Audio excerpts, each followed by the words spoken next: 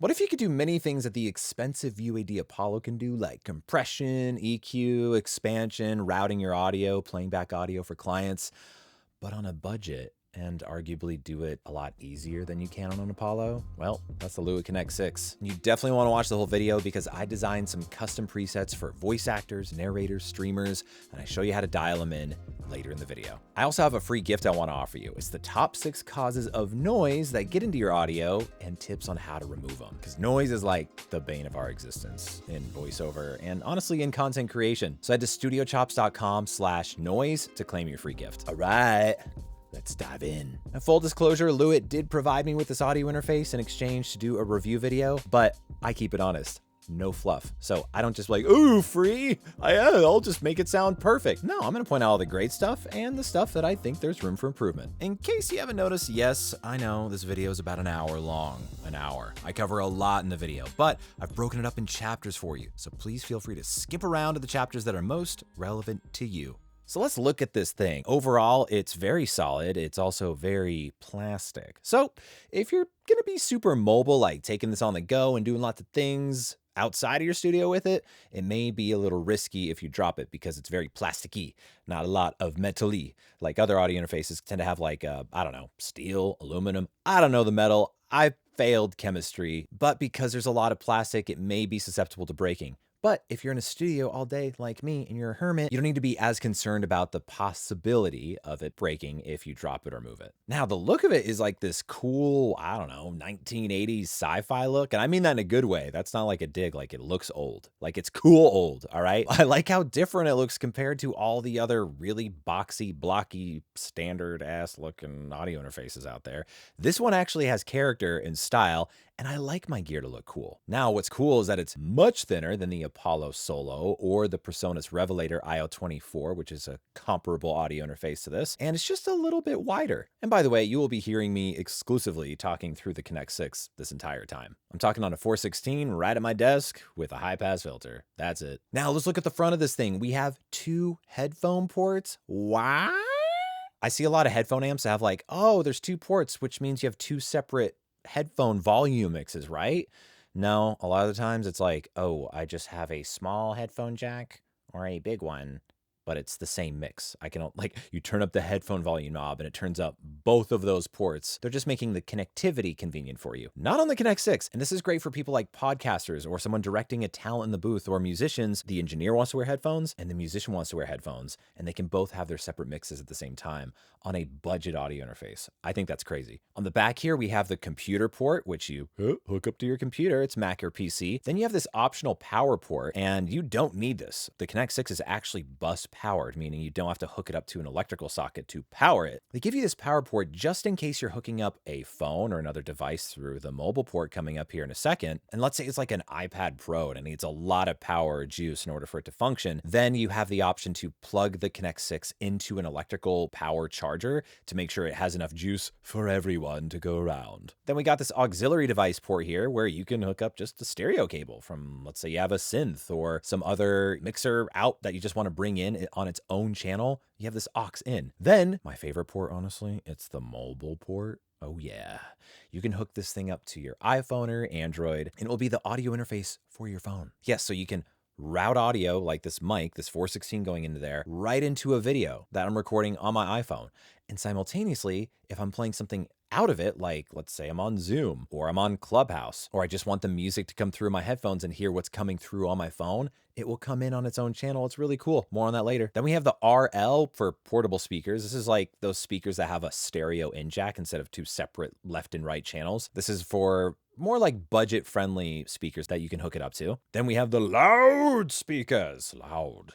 That is if you have studio monitors that have 1 cable per monitor, left and right. And then we got input 1 and 2. You can hook up 2 mics to this sucker, or you can hook up a mic and a guitar. I'm not going to be covering any of the guitar instrument stuff. This video is dedicated to voice. The first thing you want to do is go to the link below or just Google Connect 6 Lewitt drivers. You'll find it. And once it's installed, go ahead and hook up that sucker and open the Control Center app, which looks like this. Why am I making it sound like it's Halloween and it's not yet? And it's possible you may get a pop-up that says, oh, whoa, buddy. there's a firmware update and you need to apply it before you continue. You want to get it updated. Don't ignore the firmware update. Now, before we dive into the software, let's talk about the controls. Well, let's just say control, not plural, on the audio interface itself.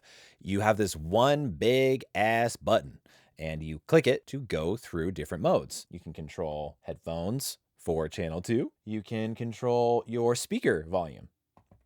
You can control your mic gain. You can control your, why am I talking like a robot? You can control your input too. So if you have a separate mic, you could turn that up there too. And then you're back to square one at the headphone volume. And you just click it and you turn the knob to adjust it. But you know what's cool? You can do all that in the software. The more I've been using this, I've been exclusively using the software and never physically touching the device. Hey, so instead of asking at the beginning of the video, like other YouTubers who were like, hey, so before I give you any information, just like and subscribe. Like, why would I do that? Now that you've gotten some info so far, you got a little taste. If you're enjoying it, go ahead and like and subscribe. It really helps. Moving on. Now, I have the control center here on a Mac, but it should look, I believe, identical on a PC. Now let's do an overview of the control center because there's a lot you can do here and we're going to dive in deeper later. Over here we have the hardware input section, and what you see here is input 1, which is the 416 I'm talking on right now. You even have a mute button. Oh my god! Yes, ladies and gentlemen, you have a mute button in the software, and you have a mute button in the Apollo software, but it only mutes what you hear and it doesn't mute what your clients hear or what the DAW hears. You can route it in a way for it to work like that, but it's harder to do. And here, the mute button just mutes everything everywhere, and it's beautiful. So if you had a second mic, it's hooked up to input 2 here, and you have identical controls. And down here is where you can send where you want the mic to go. Send it to mix A or mix B. I'll show you how that mix stuff works later. Back up to the hardware inputs here. If I hooked up something to that aux port on the back, it would show up here and I could control where it's going. And then if I hooked up my phone, it would show up here and I can control which mix it's going to, mix A or mix B. So let's move on to the software channels here. By default, they'll be named out 1, 2, 3, 4. These are all these channels that you can assign your DAW or other applications if it lets you to give that application its own channel. So when you play back audio on your system, it just comes through here. So you can actually double click in here and rename them. So I like to change this 1 and 2 to system because that's everything on my computer that's playing. And then later, this is going to be DAW for us voice actors here for digital audio workstation. It's whatever DAW you use, whether it's Twisted Wave or Adobe Audition. So anything that's playing back on your system is going to come through one of these channels. Next up is the hardware outputs. We have 3 total hardware outputs. We have the big headphone connector, which is, 2. We have the small headphone connector, which is headphone 1. And we have speakers, if you have any speakers hooked up. So instead of having to reach for the knob and turn it, this changes how much volume is being pushed through the headphone amps. And you know what's really cool is you actually have a mute. I don't see mutes on headphone outs, but there are times where you just want to mute what's coming through your cans, like everything, not just your mic, like everything else. And you're just like, I just need a mute button. Now you have it. It's really cool. Notice over here, you see a little phone. Well, it would be an additional hardware output. And if I connected my phone, I could control how loud the volume is being sent out to it and what mix it's receiving. Next up is the loopback channels. Everyone has different uses for these things. Some people are doing interviews, some people are doing streaming, some people are voice actors and narrators. And what is a loopback channel? The most simple way to think about it is that think of it as a virtual microphone that you can select on your computer. And you can select, hey, what do I want this virtual mic, this loopback channel to be listening to that I'm sending mics and system stuff to? Which mix do I want? And you can click on this drop down here. The routing in here is insane. It's very, very powerful. And finally, we'll land on the master mixes section here. You have mix A and mix B. So remember, anything you're sending with these lights lit up, whether it's a microphone or a software channel, is being sent to either mix A or mix B. A maximizer is, let me turn the volume up on the output and limit it. Put a hard limiter on there to try to prevent clipping. The limiter isn't fantastic on here, but more on that later. This is the limiter section. On to microphone gain, which is a big concern, especially for streamers and podcasters who use dynamic mics, which require a ton of gain. Can this bus-powered Connect 6 give it enough gain? A lot of bus-powered audio interfaces do not have enough juice to give to those microphones. The Lewitt Connect 6, let's find out. All these shootout tests you're going to hear moving forward were recorded in my Triple Wall Studio Bricks Pro. I hooked up the SM58, a very popular vocal dynamic mic, but it's dynamic, so it requires a lot of gain to get a healthy level. So I cranked it up as much as I needed to on both the Lewitt and connected it to my much more expensive UAD Apollo X8P. I want to see how much juice my Apollo needed for a healthy level and how much the Lewitt needed to give the SM58 to have a healthy level. So let's take a listen to some samples. You need ink and toner, so you go to Stella's. That was easy, right? Let's make it tougher. You need hard to find ink in a multi-pack. In stock now at the lowest price possible. You need ink and toner, so you go to Stella's. That was easy, right? Let's make it tougher. You need hard to find ink in a multi-pack. In stock now at the lowest price possible.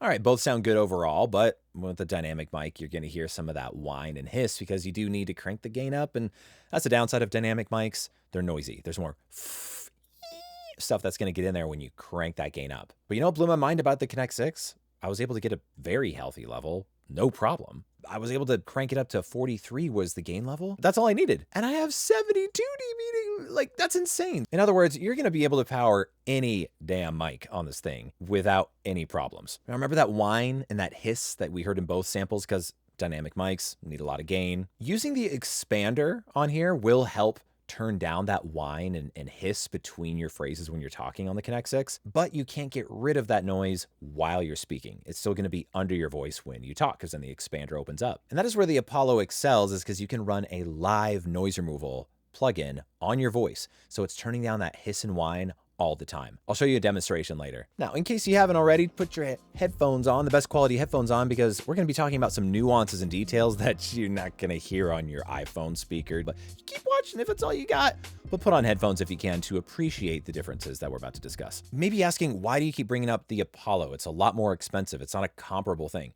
I'm doing it because the Connect 6 has features that the Apollo also has. So how do they compare for a much lower price? That's what I'm interested in because I love the Apollo. It's what I use every day, and I've set it up for hundreds of other voice actors with custom presets because it is that good. But it doesn't mean it's perfect and the right thing for everyone and every budget. So just out of curiosity, how does a $300 audio interface compare to a multi-$1,000 audio interface being the Apollo X8P? The following samples are on the Sennheiser MKH 416 $1,000 voiceover microphone.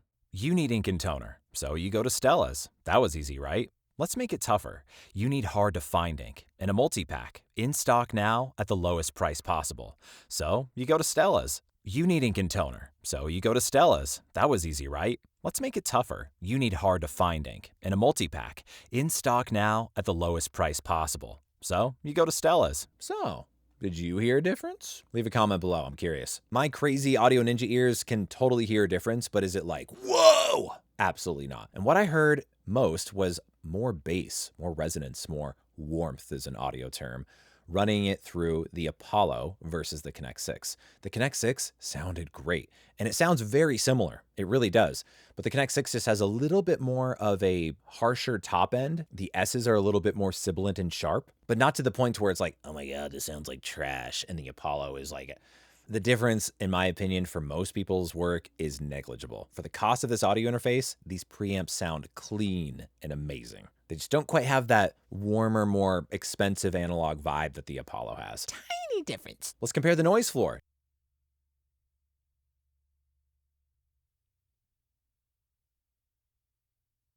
Now you notice that the Connect 6, technically on the meter, is hitting at a little bit of a lower noise floor, but my ears hear a louder noise floor. I don't like to go off just a number like, I got a negative 60 dB noise floor. That's great. That's what the computer says.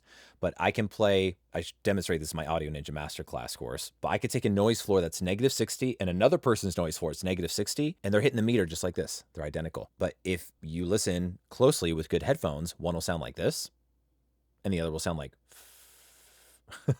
why is that? So there's this bass really deep that you see rumbling up. That was making the meter louder on the Apollo. But when I'm actually listening with human ears, what are human ears more sensitive to? Higher frequencies, hiss, and the Lewitt has just a little bit more hiss from 2 kilohertz all the way up to, 15, 20,000 kilohertz. My conclusion, technically the Apollo wins in the noise floor category, but it's like, I mean, just like when comparing the preamp fidelity that we just did, it's nothing like, oh my God, I hear it, but it's not a game changer or unprofessional by any means. Now, The Lewitt Connect 6 comes with this processing. We have an expander, compressor, and equalizer, and this maximizer. So how does it stack up to the expensive Apollo and its own plugins that you either can use for free or buy and add on to your Apollo? To try to make it a fair comparison, I just threw the Avalon 737 on, which is a paid plugin with the Apollo, and I did no EQ, no high pass filter, and then I added the AMS Neve DFC to do the expansion. All we're doing it here is Avalon with some flavor, gentle compression, and an expansion to turn down the audio in between my phrases to lower that noise floor to make it kind of nice and quiet when I'm not speaking. And immediately after the Apollo sample, you'll then hear the Connect 6 settings I dialed in with similar compression settings and similar expansion settings to see if we can hear a difference between the Connect 6 and the Apollo when doing some mild processing. You need ink and toner, so you go to Stella's. That was easy, right? Let's make it tougher. You need hard to find ink and a multi-pack. In stock now at the lowest price possible. So you go to Stella's. Still easy. You need ink and toner, so you go to Stella's. That was easy, right? Let's make it tougher. You need hard to find ink and a multi-pack. In stock now at the lowest price possible. So you go to Stella's. Still easy. So what'd you think? Was there one way better than the other? Here are my thoughts. Both sound great. The Apollo, it has a warmer, smoother analog vibe to it. It just sounds more expensive. One, it's the UAD pre's, but it's also the Avalon itself. And that's what you're paying for with the Apollo, is that all of their plugins are modeled after actual analog gear. Most of them are. That's what you're paying for, is you're getting that vibe of that $3,500 Avalon 737, the real life one, into a piece of software. And that adds its own color, is what we call in audio. It's just like a little bit of a flavor that you put on a pizza, and it gives it a vibe. And the Avalon 737 is really popular in like rap vocals, just vocals in general, especially in voiceover. And I use it on most of my VO work because it just adds this buttery sheen to it and makes it sound smoother. The Connect 6 sounds great by comparison. It's not like, oh, it sounds like this cheap piece. No, I love how it sounds. The compression is smooth, it's buttery, but it just has a little bit of a brighter, brittle sound to it.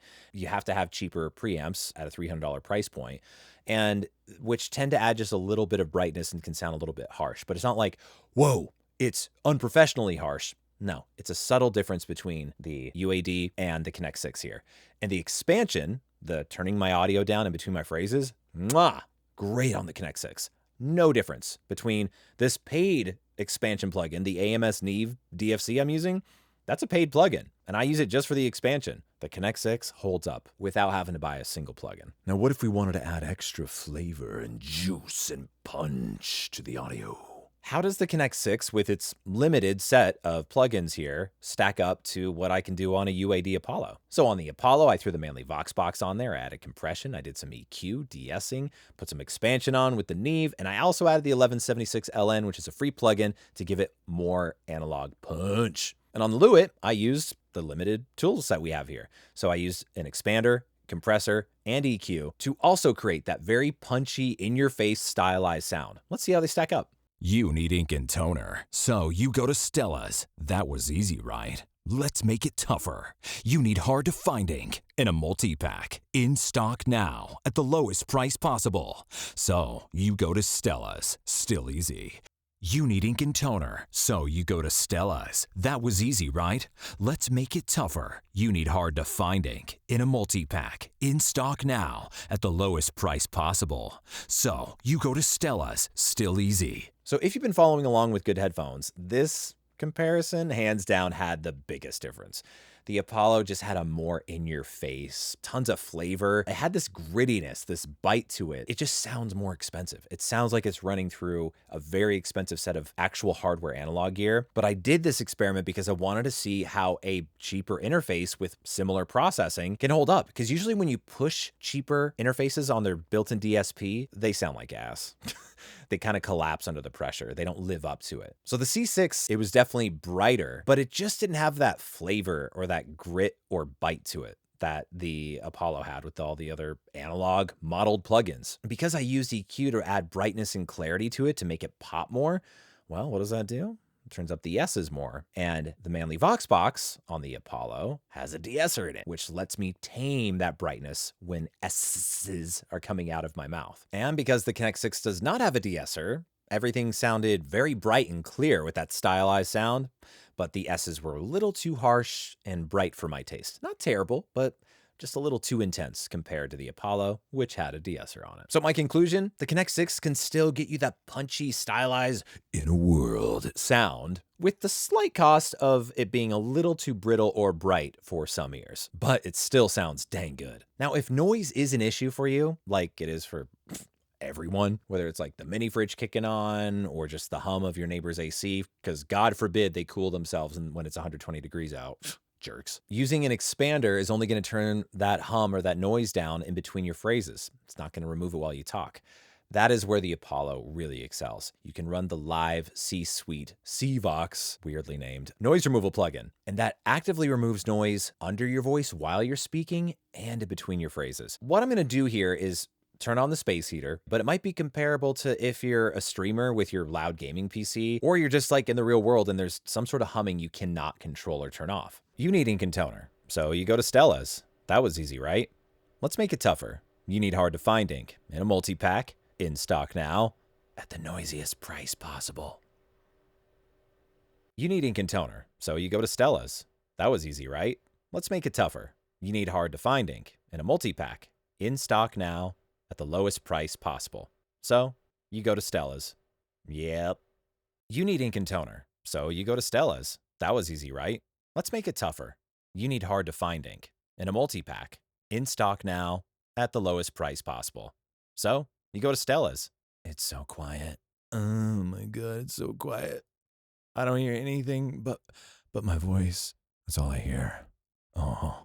So as you can hear, the C-Suite C-Vox plugin on the Apollo sounds amazing. It removed the fan noise while I was speaking and in between my lines when I wasn't speaking, whereas the expander on the Lewitt C6 only removed the noise in between my lines. So you could clearly still hear the fan while I was speaking, which can be distracting depending on how loud your noise is. So if constant noise that's like a hum or a fan is a problem for you, that's where a lot of voice actors, mostly in particular, where we have to have such quiet noise floors, lean towards the Apollo, because an expander, as you've heard, can only do so much. But if you're in an overall quiet space, then you don't need to have live noise removal on your audio as it's being recorded. You can use something like Isotope RX, and it has the voice denoise module in there, and you can apply noise removal afterwards in your DAW. You don't have to do it while it's being recorded. And obviously, the Connect 6 cannot do it while it's being recorded. And I understand doing live noise removal probably takes a lot of DSP. So I'd be shocked if Lewitt ever comes out with some live noise removal on this thing. Just things to consider when you're looking for an audio interface. All right, enough with the comparison stuff. Let's dial in your sound. I made some free presets for you. Go down. There's a link below the video. I don't know why I'm Southern. I think I had a bunch of Southern auditions this week. So go ahead and download that stuff right now. We'll get started. First, you're going to download the zip file. Then you're going to unzip it. And if you're on a Mac or PC, the following instructions are identical. You're going to copy these unzipped preset files, and then you're going to navigate to your Documents folder. Then go to Lewitt. Then go to Connect 6. Then the Presets folder. Paste. Put those suckers in there. You'll see them populate that folder. And then I would recommend just quitting the control center altogether and relaunching it, because sometimes the presets may not show up by default. So if you don't see them in the preset dropdowns, go ahead and quit the control center and relaunch it. So the first thing you're going to want to do is set your microphone gain. You have one of two options. You can do it manually, or there's an auto setup. But first, let's try manually. Condenser mic or a shotgun mic, you want to turn on the 48V, which is for phantom power to give it the juice it needs. If you have a dynamic mic, like the Shure SM7B, don't turn on this button. And then you're going to turn up this gain knob until you see your levels here. I like levels, whether you're a voice actor or streamer, to be landing exactly where mine are right now. See how it's kind of bouncing between -18 and -6? If I get a little bit louder, it's going up to maybe -3. Ba ba ba ba ba. So if you get a little bit louder, you just want this headroom to be in there before it starts to distort. And if you distort, it'll turn red. Now, there's this auto setup, which is really cool. Let me show you how it works. Oh, what kind of mic do you have? Oh, dynamic condenser. You select the mic, click on condenser microphone, because that's what I got. And then you have one of two options. You can do a 15-second setup or the advanced setup, which is a whopping, I don't have time. 45 set, that's like 30 more seconds. I don't have time for that. Who's in a rush? Like, who can't add 30 seconds to their sound? Just cracks me up. So I'm gonna do the advanced one because this one is just gain. So we're gonna start with advanced. I love this. Am I singing or talking? Well, I'm talking. There's a high pass filter built in. For streamers, turn that on. For podcasters, content creators, I would keep this on all the time. For voice actors, we're gonna dial this in a little bit later, but I would keep it off for now, because if you have a lower voice, this high pass filter, if you're nerdy enough, is set to 80 Hertz and it's a 12 dB slope, which means It's slowly dipping in all the way up to about 180 to 200 hertz, but that can start to pull out some of the beautiful dulcet tones for those of you who have a deeper voice. It might take out a little too much of that resonance and make your voice sound a little thin. I recommend for a lot of voice actors, if you have a lower voice, keep this off for now. If you have a high squeaky voice, turn it on. So I'm going to turn it off for now for this test. And then you hit start measure. It muted me. But now I'm just doing my test. What's up? What's up? What's up? I'm going to go check my DAW. Hello. You want to read a script that you normally would read. So they picked a gain level of 16 for me. That should be higher. I think it's because I didn't give a consistent read. But they have the option. You can turn the compressor on or off. So I'm just going to turn it on. Cool. Ooh, it's getting a little louder. Do you want the expander on? So it's good for live streaming, reduces background noise. Or do you want it off? Well, let's just turn it on. Why not?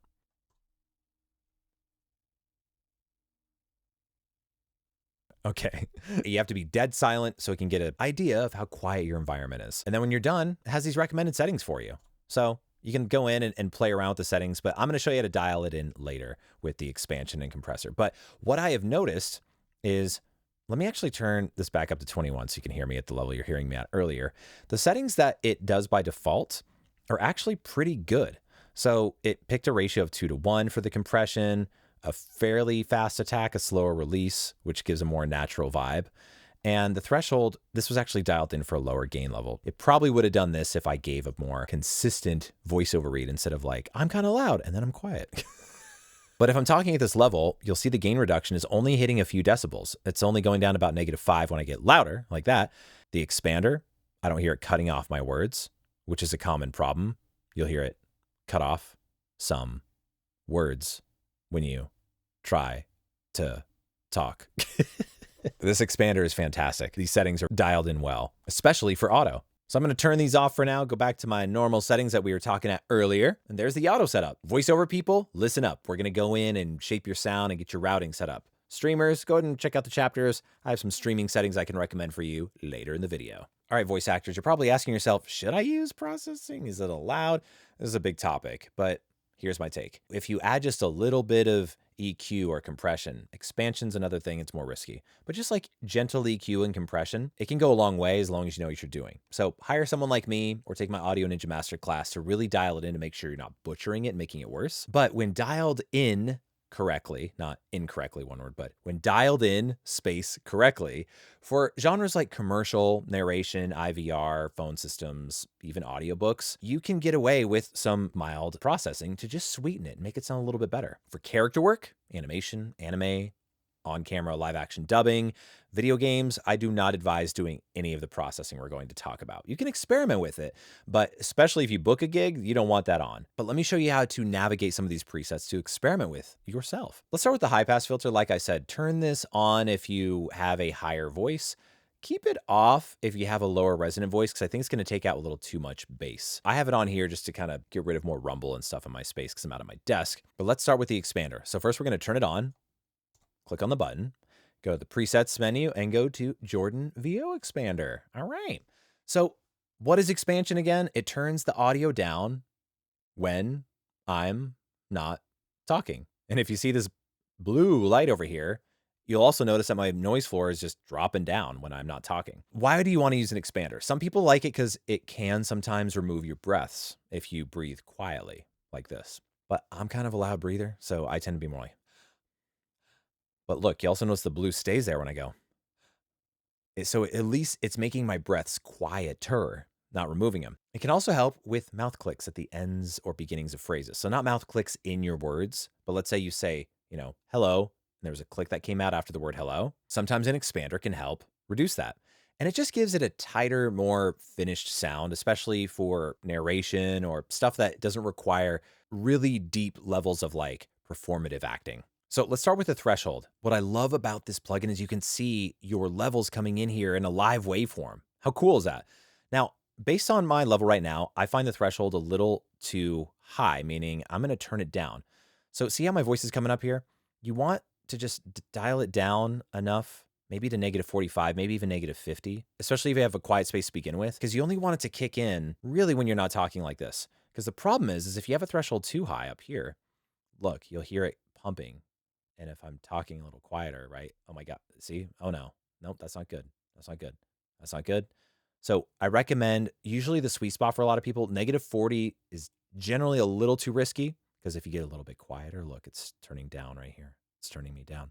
I recommend -45, even all the way down to -55 might be your spot when you're not talking. So find the sweet spot for you and your gain level. I'm going to probably keep it at -50 for now. The ratio, it's set to 1:2. I recommend keeping it at that. If you want like straight up gating, and gating is just an extreme form of expansion to where it turns everything down 100% instead of, look, it's right now it's only turning it down by 20 decibels set over here on the maximum reduction.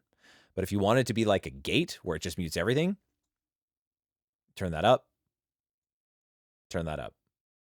It's an extreme setting. I don't like hardcore gating like this. It's too risky for most voiceover work. I have a default attack set to 5 because it's the sweet spot to let the gate open up when you start talking. You can make it a little faster by dialing down here. So it kicks in even faster and has less risk of cutting off the beginnings of your words when you start talking. But really pay attention to your words when you're recording them. If you hear them getting clipped off, you want to turn this attack down as low as possible.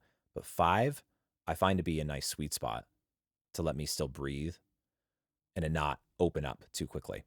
The release is how quick does it close? So once you stop talking, when does this light up blue?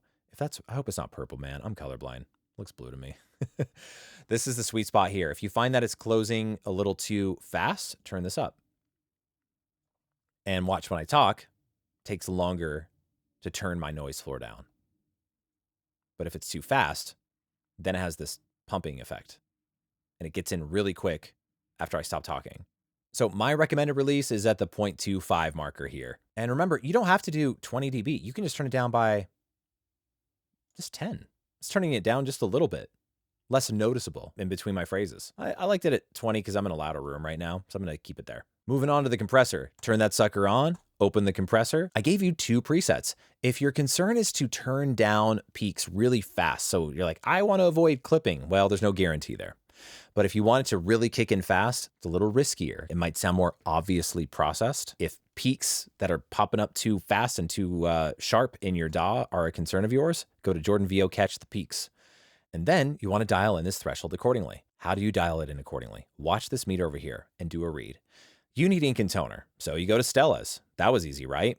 Let's make it tougher. You need hard to find ink and a multi-pack. In stock now at the lowest price possible.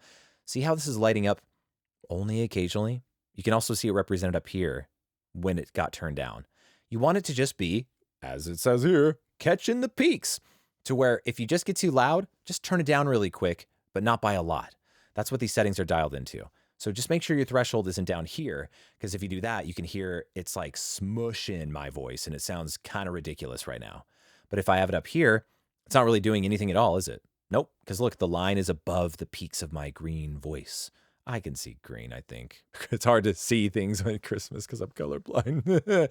So you just want it to be kicking on, just a few decibels here and there. Notice when I get a little bit louder, that's all it's doing. It's not on all the time.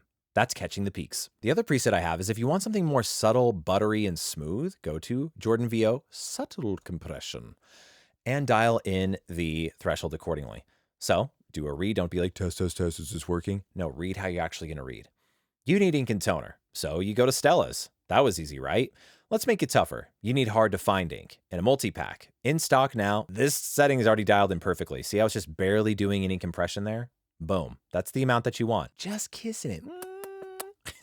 Both of my presets, I have the makeup gain here set to 2 dB. What is makeup gain? It essentially turns up the quieter parts of your audio, while the compression that we see in up here, that's turning down loud parts, while this knob turns up the quiet parts. And what does that do? It gives it a more polished, finished, fuller sound. You can just hear more of the details of the voice.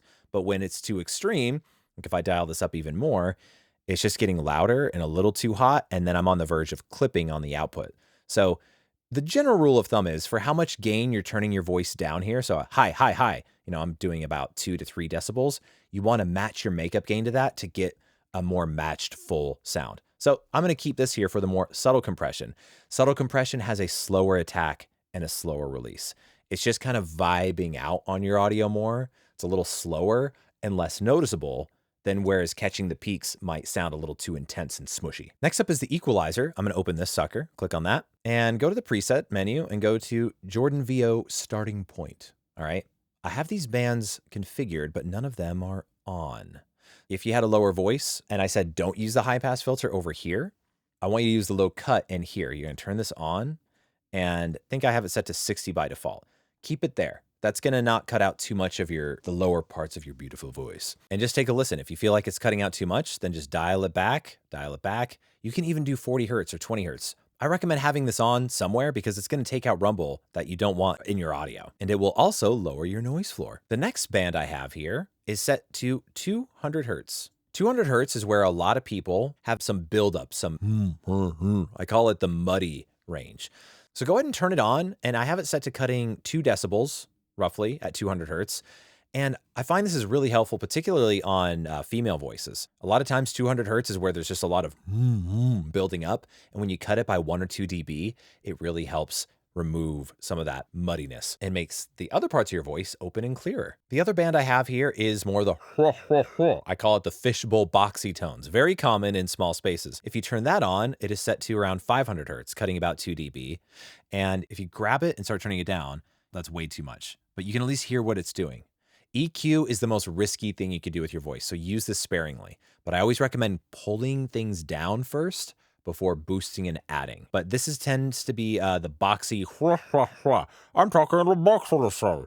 You get this hollow, boxy sound in a lot of booths. I recommend not doing any more than negative 2 dB on these cuts. Anything beyond that may be detrimental, if not dialed in by a professional like myself. I'm gonna turn these 2 off for now. And the last band I have here is an EQ boost. This is a wide boost. You'll notice over here, if I turn it on, it's more sharp, so it's more narrow. This is covering more frequencies. So this boost that I have here, if you listen, hello, I'm Jordan. What's up? What's up? Hello, I'm Jordan. What's up? What's up? Can you hear a difference? I don't need a boost here. I got a lot of 3.3K in my voice, very sharp nasally tones. But what this does, if you have especially a round or hollow voice, if you turn this on, notice how the clarity goes up. So watch, I'm going to boost this even more. Hey, what's up? I'm Jordan Reynolds. Hey, what's up? I have nothing original to say because I'm focused on a video. Wow, wow, wow.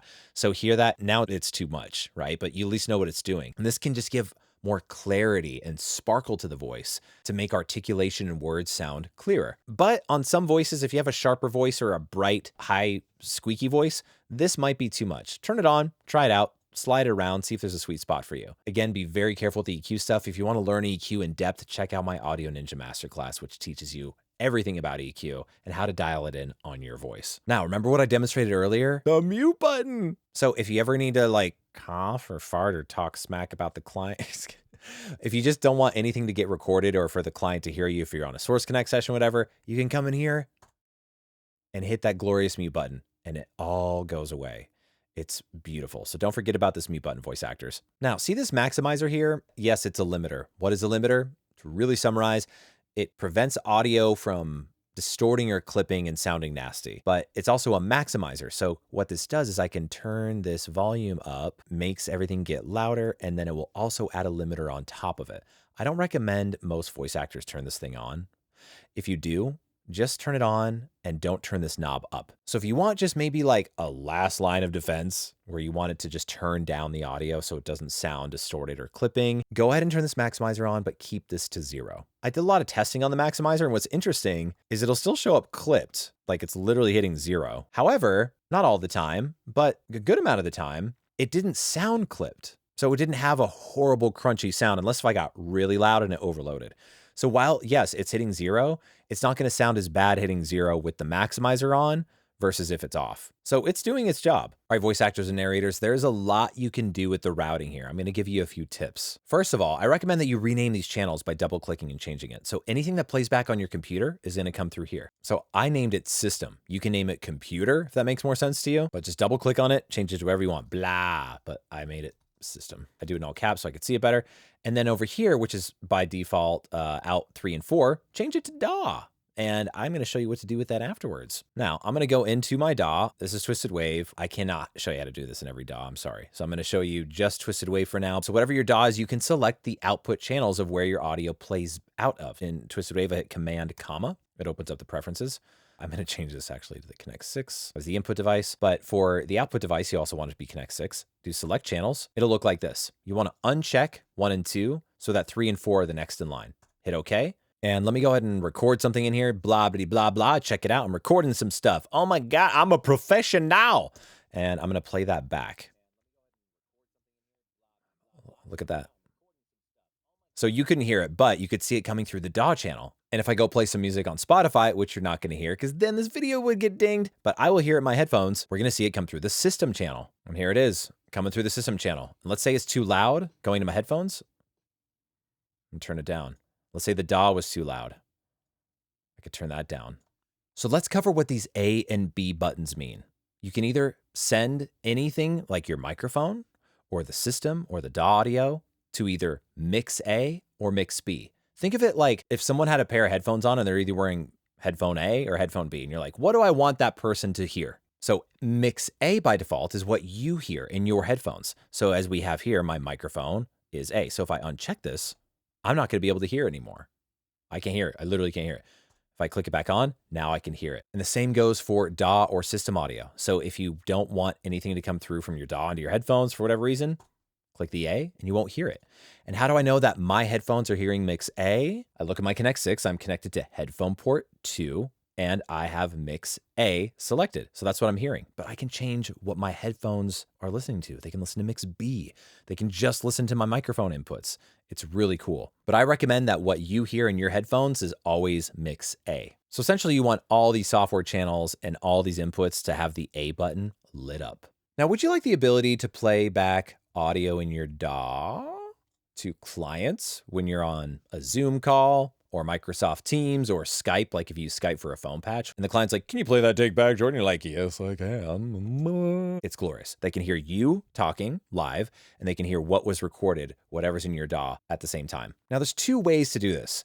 And why are there 2 ways? Well, because if you haven't experienced this already, if you get on Source Connect now or something within Chrome, you can pick your audio interface, but you can't pick which channel it's listening to. It's only listening to channel 1 or channel 2, which is where your mic's hooked up. That's great, but you can't send your DAW playback to channel 1.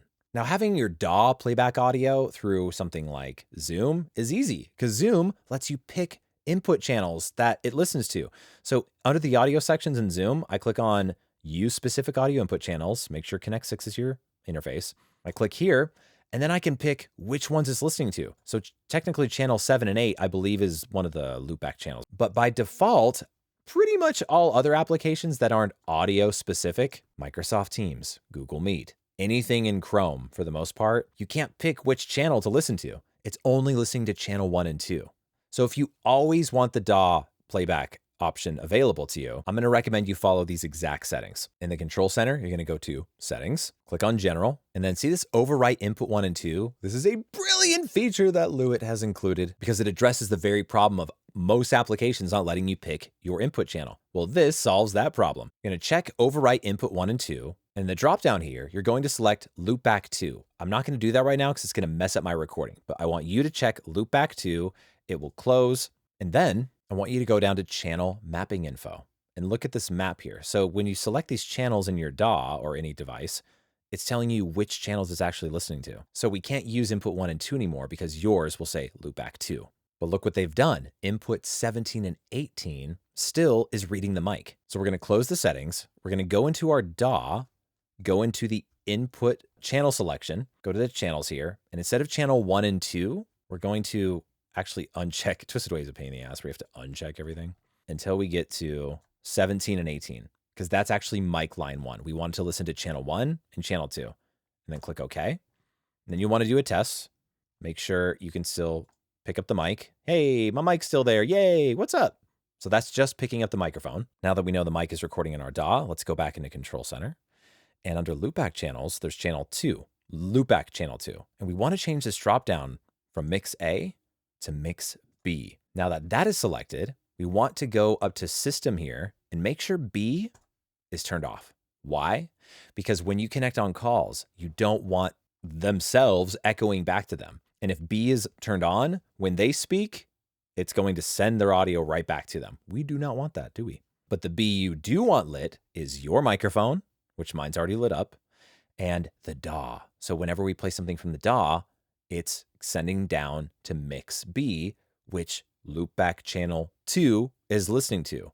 And the client is hearing loopback channel 2 as your microphone, because what's coming through mix B, your microphone over here, and anything else that has B lit up. So you play something in your DAW, it sends it down to mix B, goes down into loopback channel there, and then the client can hear you. And so what you want to do is go into Zoom and make sure that you only have channels 1 and 2 selected. By default, this might be unchecked. So do use specific audio input channels, click here, clear selection, channel 1 and 2, click save, and boom, Zoom will be listening to channel 1 and 2. Source Connect now, Microsoft Teams, Bodalgo call, you name it, only listening to channel 1 and 2. And what's going through channel 1 and 2? Loopback channel 2, which is listening to mix B.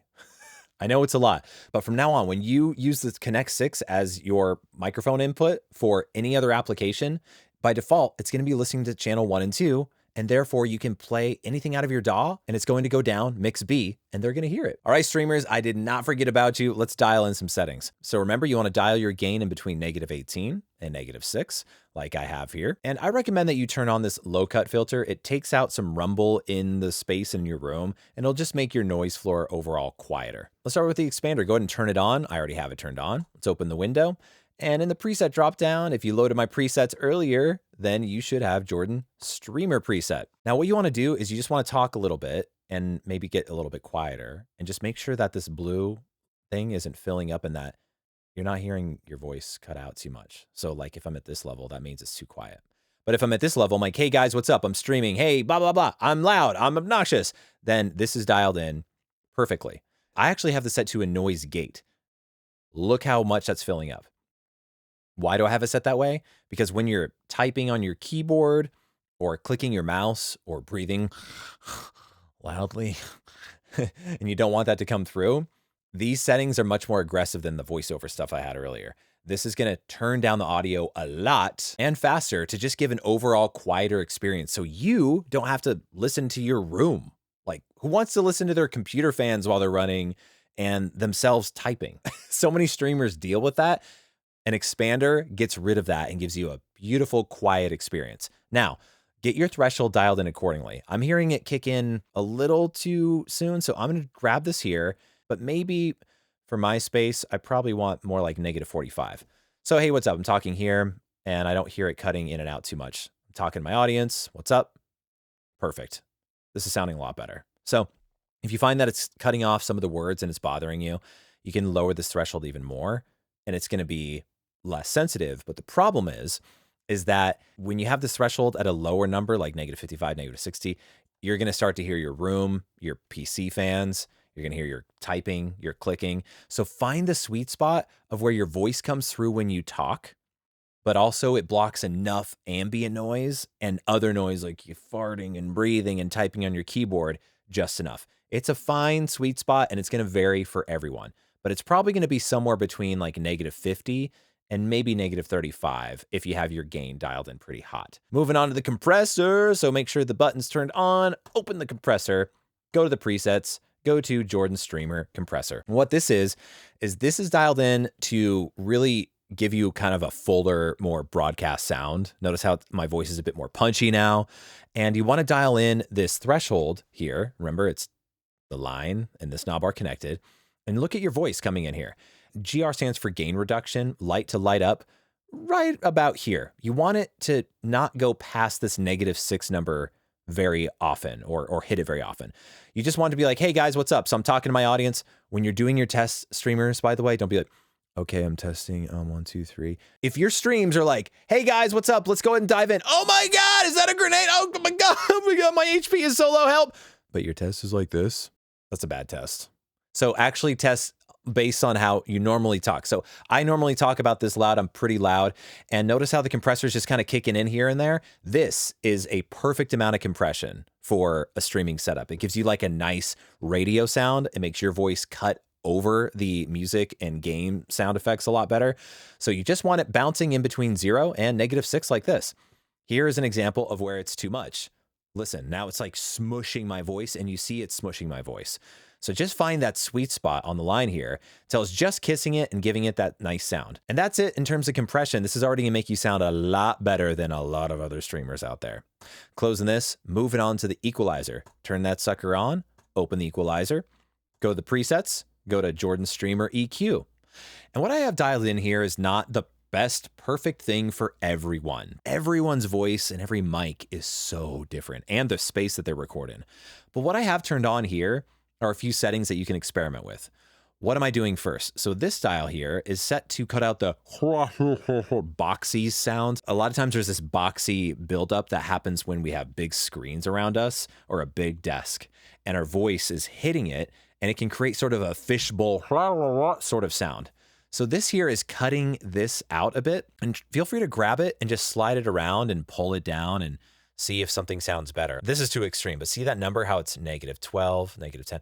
You don't want to go anywhere past like -3 or 4 when you're doing this cut. This is called an EQ cut. It's going downwards. And then this one up here is a boost, and this is adding clarity. So if I turn it off, my voice still sounds fine, but if I turn it on, notice how there's a bit more bite. You want your voice to be clearer and brighter and stand out over the rest of the game audio. So you can grab this and kind of slide it around, but right between 2,000 hertz up to about 5,000 hertz is the sweet spot.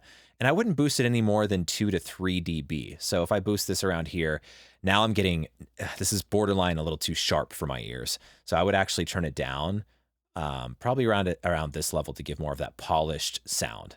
And up here is the last band. This is band 4. This is set to about 13,000 hertz. This adds air and sparkle to your voice, but it can also turn up your S's. So you got to be careful with this. If you already have a bright mic like the Elgato, I forgot what it's called. There's an Elgato mic. It's really bright. So I probably would suggest keeping this one turned off. Otherwise, your voice is going to be an ice pick going into other gamers' ears. Please don't be that person. If you have like an SM7B or a dynamic mic, you're going to want a lot of boosts up here. Like, honestly, a boost like this on an SM7B usually sounds great. This sounds too bright on this. I'm talking quieter because it's hurting my ears. If you got a dynamic mic, I'd recommend something like this, these boosts right here. Now, depending on which mix your audience and you are hearing, you can definitely turn on the maximizer. Right now we're on mix A, so I'm going to turn it on. And I would dial this up to about this notch over here. Sorry, turn down your headphones or your volume. I'm going to do a little bit of yelling here.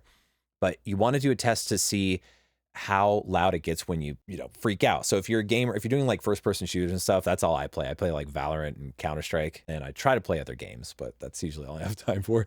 And you start yelling like, oh no, whoa, what's up? Oh my God. Okay. And the compressor was actually taking care of a lot of it. Oh no, watch out, watch out. Okay. That took care of a lot of it. But in case it doesn't, hey, see this lighting up here? This is a limiter. It's taking care of even more volume so it doesn't distort and sound too bad. What it's also doing, it's making my voice even louder and more like, hey, I'm a broadcast radio man. So I recommend just playing with this until your level's nice and big and loud sounding to your stream, to your audience, and in your own headphones. Now, Lewitt put together a killer video on how to route your audio into like OBS and have a game, like you have your own game software channels, you have your music. I am not going to teach you that in this video because they already have a fantastic one. So what's the point? Check out Lewitt's own video. Link is below. Now, what if you wanted to record something off the internet? Now, I do not condone illegally recording copyrighted stuff, but sometimes like as a voice actor, I have video game work I've done and I need to capture some of that audio for a video game reel. So I'm going to show you how to capture audio off the internet, whether you're interviewing someone on Zoom or it's something playing in your web browser. There's a lot of ways to do it. Here is one way to do it. You're first going to mute your microphone. I can't mute mine because you won't hear me anymore. But let's say I was talking through input 2. I would hit that mute button. Okay, done. Then I'm going to go over to my system channel. Yours might be still called out 1 and 2. And I'm going to turn on B. I'm going to light up mix B because I wanted to send it down to mix B. What we want to do is get it up to about the 0 range. And then you're probably not using loopback channel 3 at this point. So I would go down to loopback channel 3 and change it to mix B. All right. Next up is you're going to go into your DAW. In Twisted Wave, I'm going to hit Command, comma, opens up the preferences, select channels under the devices tab. And you're going to no longer select your microphone as the input, but you're going to select the loopback 3 channels as your input. And loopback 3, Twisted Wave makes it small, so I can't see it. But if you hover for a moment, there, that's 2. There's 3 and 4. So I'm going to actually check these 2 and uncheck these 2. Click OK. Click OK. I'm going to make a new stereo file because everything you capture online is in stereo for the most part. Then I'm going to load up this YouTube video. This very handsome fellow is my video game reel. So I'm just going to let this play through as epic music playing and stuff. And I'm going to go to Connect or Control Center. Okay, it's coming through on the system audio. It's also going to loopback 3. So that's playing. I'm going to go to my DAW and hit record. There it is. I know you can't hear it, but it's coming through. And let's say it's like, it's almost clipping. You can change the level. Look, if I turn this down, look how quiet it got. And when you're done, be sure to go back into your input channels in your DAW. This is vital because you're going to forget. Uncheck the loopback channels and go back to, if you set up the VO setup, it's channel 17 and 18 to do the, if you want the DAW playback with the override, that's what you're going to have set up, or just go back to channel 1 and 2 if that's how you're jamming, and click OK. I know this has been an epic video, but I have a problem and I tend to over deliver. I can't just be like, let me just click around and just talk about it. A lot of planning went into this, a lot of thoughts, so I hope you can appreciate it. But let's wrap up with some pros, some cons, and my final thoughts. I like to start with the room for improvement section so we can go off on a higher note. I think the biggest room for improvement, if possible, is the headphone amp is a little weak.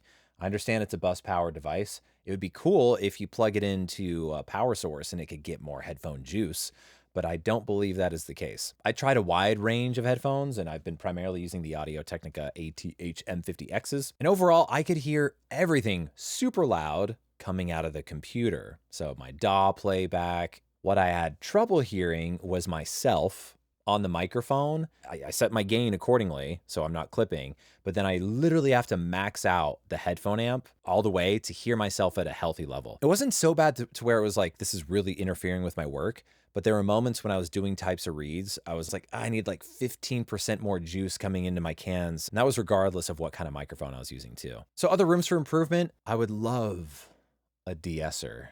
That's my biggest feature request, all right? De-esser is just another form of compression. I think Lewitt can pull it off. I think you can do it. You hear me? Another thing is, of course, it doesn't have noise removal, but nothing at this price point has live noise removal. They have expanders, but that's not noise removal. So an Apollo, if you want live noise removal, go for an Apollo. If you want noise removal afterwards, use something like Isotope RX or Waves Clarity VX. Those are 2 plugins you can run on your recording after you record. This isn't a big deal, but the EQ interface is a little odd. Like it's traditional to where I can grab and move it, right? But usually to change the Q, you like hold Alt and scroll the mouse wheel or Command or Control. I'm doing all that. I can't double click in here.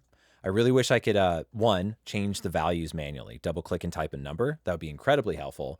But 2, I have to let go. So if I'm moving it around, I've got to let go. And then I have to hold Command and then click and then move my mouse, like literally physically move my mouse around. Then the cue is changing. That's just a little harder for me to remember. I literally had to look it up 2 or 3 times to figure out how to change the cue because I can't be doing this and then hold Command and then no. So I have to press a key, then click a mouse. And then I can change it. See that? It just needs a little bit more intuitiveness to dial in the Q factor. Now, one thing, Lewitt, you could change that would prevent possible disaster for many people, the preset drop downs. Let me show you what I'm talking about.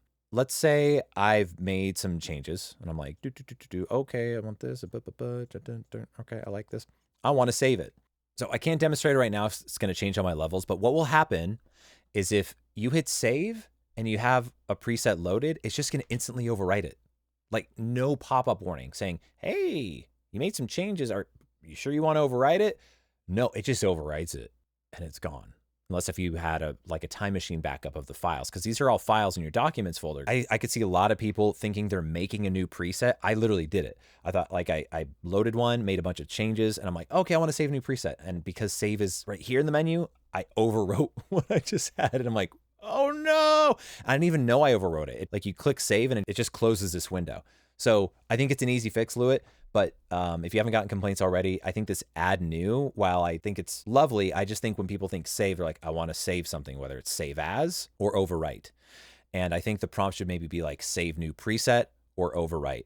Now let's move on to the stuff I like, which if you can't tell, I love this interface. It's bus powered and it has a ton of power. Like the routing, the DSP, I just can't get over how much this can do for a $300 bus-powered interface. It has a ton of routing. All of these software channels, you can do a lot of this in the more expensive UAD Apollo, and you usually have to get like the Twin or an X4 to get even more of these virtual software channels. On the Apollos, you have to sacrifice some DSP chip power in order to get more virtual channels like these. On Lewitt, they're just throwing them out like hotcakes. They're just like, you get a software channel, you get a software. I love how intuitive this is. In the console, if I go hit the mute button on a mic, if I go hit this, it does not mute it in the recording. And I understand that because I'm an engineer and engineers understand that.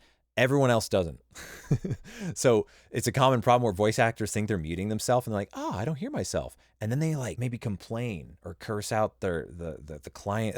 They're having a bad session or whatever. And the client hears it on Source Connect and it's like, uh-oh, and they don't even know. That is not the case when it comes to the Connect 6. You hit mute.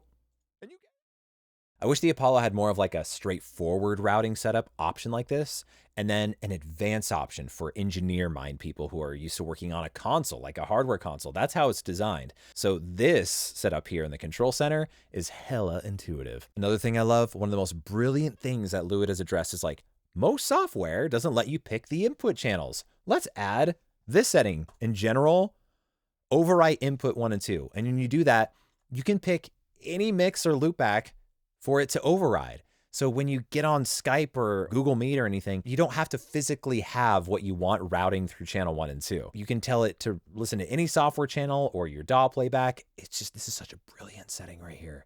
The other thing that blows this interface out of the water compared to so many other interfaces at this price point, and even way more expensive audio interfaces, is the mobile connectivity. I can have this running on my Mac and hook it up to my iPhone and interchange audio in between them. And all the live streaming people do these days on Instagram or going on Clubhouse, and it's all, you have to just do it on the damn phone. And the Connect 6 has that connectivity. The gain on this interface, never going to be a problem. You can crank the gain on this sucker and it will power every mic you throw at it. And the auto setup is actually very impressive. It's not perfect, but compared to a lot of auto let's help you out setups, even like AI audio crap out there, they widely vary. And a lot of them are honestly pretty bad and end up sounding pretty bad versus if you just did it yourself. Whereas the auto setup here on the Lewitt Connect 6, I'm very impressed with it. It's solid overall. So do I recommend you get this interface? It just really depends on where you're at. If you're a streamer, yes.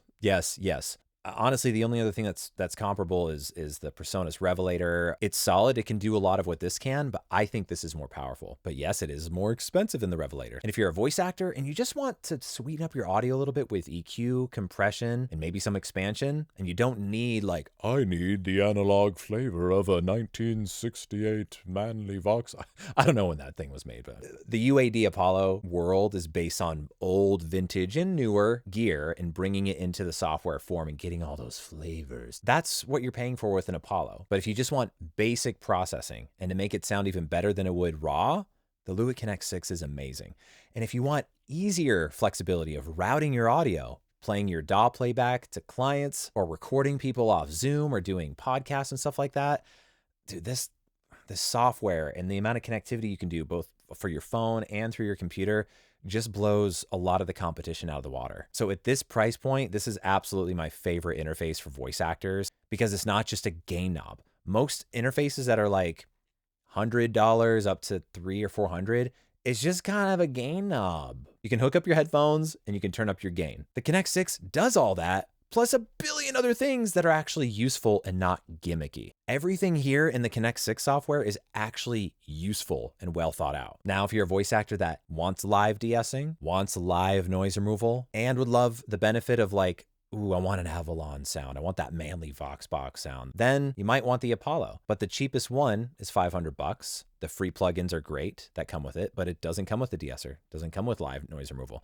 So once you buy those plugins, you're getting up to about $1,000 of just software and the unit itself, versus this is $300. So the question is how much is it worth it to get your S's sounding not so sharp and shrill, and to reduce your noise floor with live noise removal? I will still and always remain a huge Apollo fan, but today, at the current price of $300 US on the Connect 6, I'm clearly a fan. I think it's a steal. So that's it. We did it. If you found this video useful, I put many hours into making it. Please like and subscribe. If you want to learn more from me, be sure to check out my courses and training at studiochops.com, where I teach you how to make your audio sound so good that you're going to sound better than everyone else. And don't forget, if you want my free mini course on the top 6 causes of noise getting into your audio and how to remove it, be sure to check it out at studiochops.com/noise. That is it, y'all. Thank you. Love you. Peace. Bye. Goodbye. Au revoir. I'm out. Mwah.